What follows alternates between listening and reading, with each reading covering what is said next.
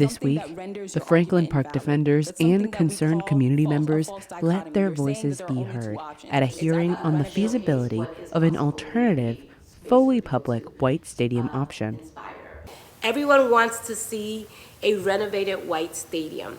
This is about who gets to have a seat at the table. What we've heard again and again is residents feel left out of the decisions that most impact them. As for BPS students, the mayor promises great benefits, but the reality seems mixed. Students can use parts of the stadium only when the team isn't using it, and BPS football teams won't be allowed to play any regular season games there because of the professional team's concerns about field damage. In reality, the stadium's size and design reflect the needs of the professional team, not those of school kids, and many areas of the stadium will never even be accessible to students. Community leaders emphasized that Boston Legacy Football Club has not responded to their request to have community input into the project, with many claiming that their concerns have been neglected by ownership group Boston Unity Soccer Partners.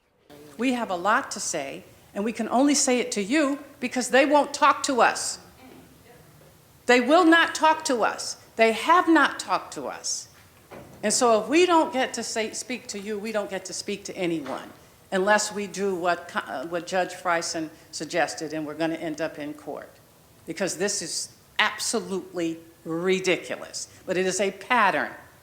There's been absolutely no respect shown to the communities of Roxbury, Dorchester, Mattapan relative to the activities around White Stadium.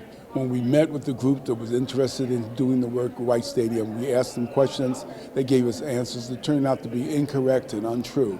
And therefore, we now find ourselves in a position of opposing something that should happen for our children.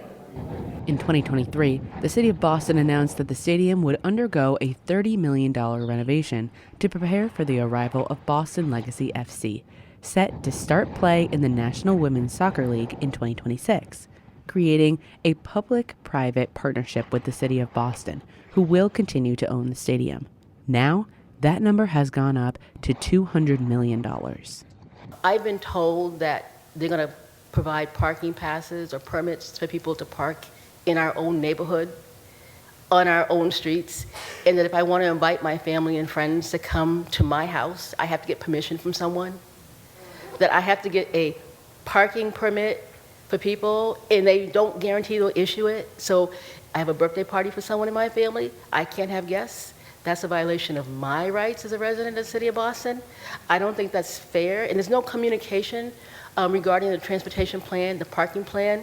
But no matter what, I seem to feel as a resident that we're not being heard. We can build it back. We don't need that sports team. We don't need to use our tax dollars to subsidize a sports team and a beer garden and a jumbotron and luxury boxes and things that were mentioned that are not public and not for our BPS kids and for community use, which is what the trust for White Stadium specifies is the reason for White Stadium. White Stadium was built in 1949 for the purpose of providing Boston Public School students with permanent play space, carried out by the George Robert White Trust Fund, a permanent charitable trust fund only to be used for creating works of public utility and beauty for the use and enjoyment of the inhabitants of the city of Boston.